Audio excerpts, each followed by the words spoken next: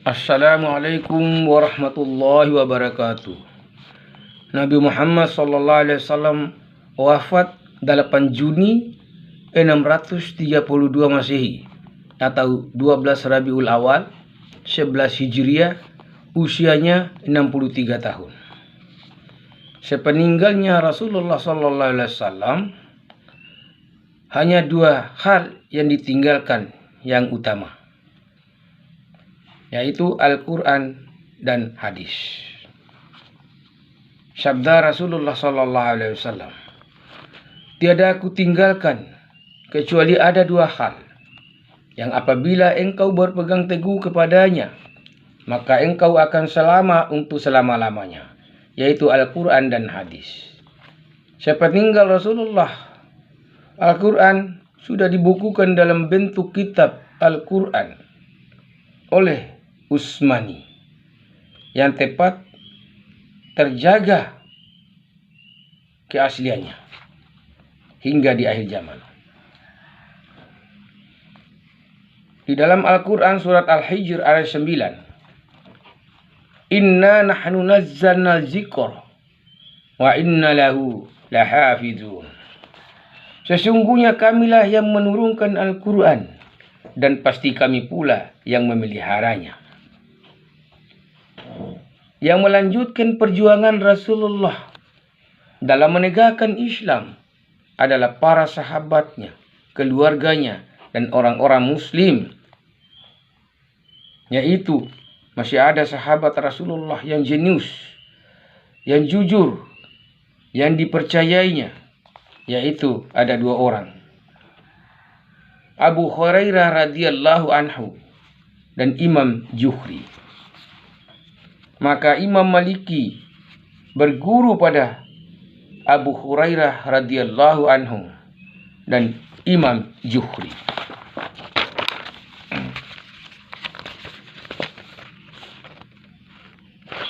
Dua, Imam Syafi'i berguru pada Imam Maliki. 3, Imam Hambali berguru pada Imam Syafi'i.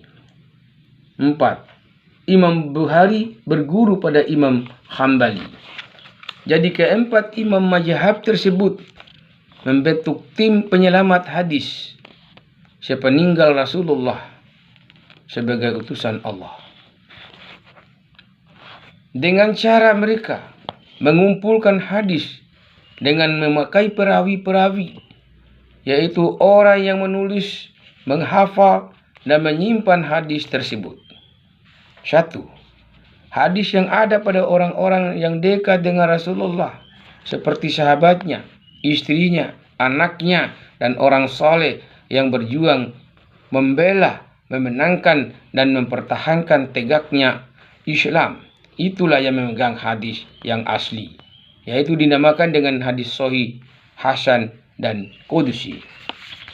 Yang kedua, ada hadis yang diada-adakan atau hadis yang tidak jelas, yaitu hadis dhaif, dan hadis yang sengaja dipalsukan di atas namakan Nabi, yaitu hadis maudud, hadis palsu.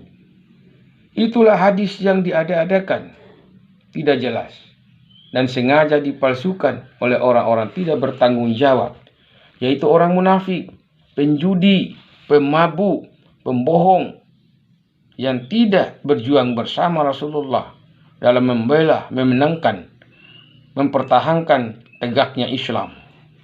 Baik hadis yang asli dan hadis sahih, kudusi, hasan. Nah, dari Rasulullah sebagai utusan maupun hadis palsu, hadis dhaif, hingga sampai sekarang disimpan dan didokumentasikan di museum di Jazirah Arab. Sedangkan Al-Quran yang memelihara keasliannya adalah langsung dari Allah Subhanahu wa taala, sebagaimana Quran surat Al-Hijr ayat 9. Yang disampaikan sekarang di akhir zaman, kita merasakan sebagai agama yang rahmatan lil alamin. Pada abad ke-9, keempat mazhab membagi wilayah negara untuk mensyiarkan Islamnya. 1. Mazhab Syafi'i menyampaikan dakwah di negara Indonesia, Brunei, Malaysia, Irak, Mesir, Yaman, Lebanon, Yordania, dan Palestina. Kedua, mazhab Maliki di negara Maroko dan lain-lain. Mazhab Hambali di Jazirah Arab dan lain-lain. Mazhab Hanafi di India dan lain-lain. Mazhab Syafi'i sesampainya di negara-negara di wilayah tersebut, mereka menyampaikan dakwah Islam berpedoman pada Al-Quran yang 30 juz, 114 surah, dan 6.666 ayat, dan hadis yang asli, sahih, hasan, dan kudusi, untuk melaksanakan dan melanjutkan agama tauhid dari Nabi Ibrahim dan Nabi Ismail, untuk mengikuti agama yang sempurna. Agama yang sempurna adalah Islam. Firman Allah Subhanahu wa taala, pada hari ini telah ku sempurnakan Islam menjadi agamamu.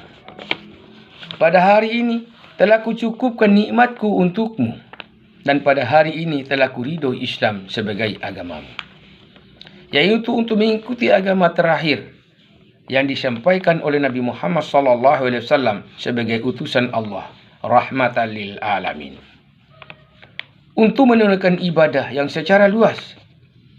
Pertama, ada rukun iman, 6 perkara: iman kepada Allah, iman kepada malaikat, iman kepada kitab-kitab Zabur, Taurat, Injil, dan Al-Quran, iman kepada Nabi dan Rasul, iman kepada nasib baik dan nasib buruk, dan iman kepada adanya hari kiamat. Yang kedua, ada rukun Islam yang 5 perkara, yaitu mengucapkan 2 kalimat syahadat, mendirikan sholat, menunaikan puasa, menunaikan zakat bagi yang mampu, dan naik haji ke Baitullah bagi yang mampu. Kemudian melakukan suatu ibadah-ibadah selain itu lagi. Tata cara pernikahan, sunatan, akikah, zikir doa, tata cara jual beli, doa kunut, tahlilan, pengajian, mengurus jenazah sampai di kuburnya, bahkan mendoakannya, sholawat, analah yang saleh, yang taat pada orang tua. Semua jenis ibadah diajarkan dan diluruskan sehingga orang di Indonesia menganut agama Islam yang bermazhab Syafi'i. Selain diajarkan tata cara ibadah, juga diajarkan mengenai qiyas, ijtihad, ijma, fatwa. Kalau qiyas, contoh, di Arab mengeluarkan zakat fitrah dengan menggunakan kurma dan gandum, sedangkan di Indonesia mengeluarkan zakat fitrah dengan beras atau uang. Ijtihad, di Arab di dalam Al-Quran dijelaskan uffin, mengatakan jangan mengatakan uffin kepada orang tua, sedangkan kalau di Indonesia jangan mengatakan kepada kedua orang tuamu, itu dosa. Ijma, di Arab Saudi sudah kelihatan hilal, maka Imam Maliki memerintahkan umat Islam di Arab untuk melaksanakan Idul Fitri. Kata Imam Syafi'i, di wilayah seperti di Indonesia, wilayah dakwah kami, belum kelihatan hilal. Apa kata Imam Maliki? Kalau begitu besok dilaksanakan Idul Fitri di wilayah dakwah kamu, Imam Syafi'i.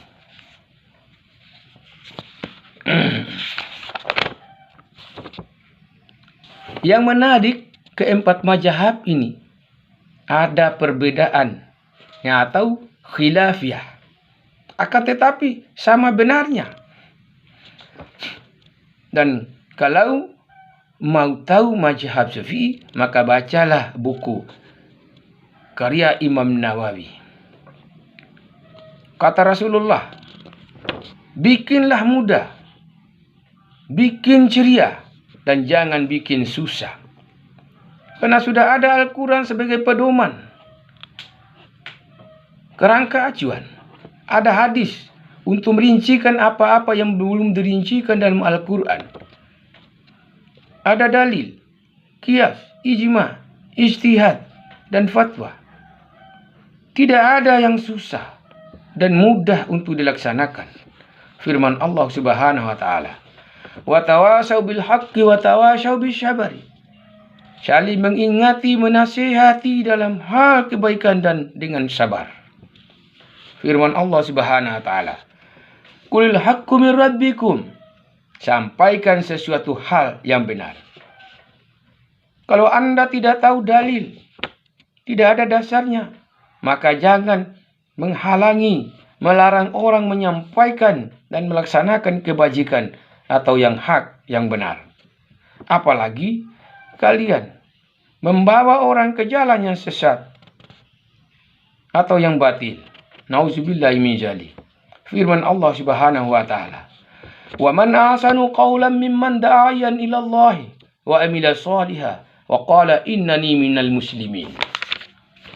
Artinya, apakah yang lebih baik menyerukan kepada Allah supaya orang taat kepada Allah Subhanahu wa taala dan melaksanakan kebajikan-kebajikan adalah melaksanakan ibadah secara luas.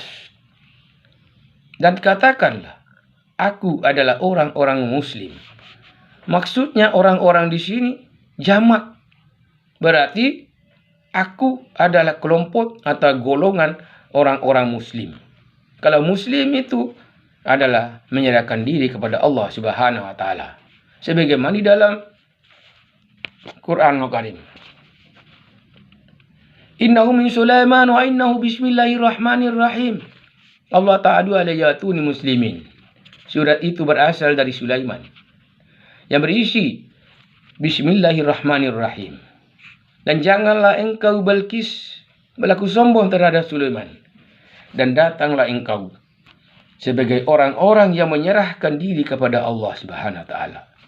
Maka di ayat lain dikatakan oleh Ratu Balqis, "Ya Allah, aku bersama dengan Sulaiman untuk berserah diri kepadamu." Demikian apa yang saya bisa sampaikan mulai dari mazhab dan bagaimana pelaksanaannya dan bagaimana mengimplementasikan di Indonesia. Kenapa Indonesia itu bermazhab mayoritas Syafi'i? Jawabannya karena yang pertama kali yang datang berdakwah di Indonesia adalah mazhab Syafi'i. Terima kasih. Assalamualaikum warahmatullahi wabarakatuh.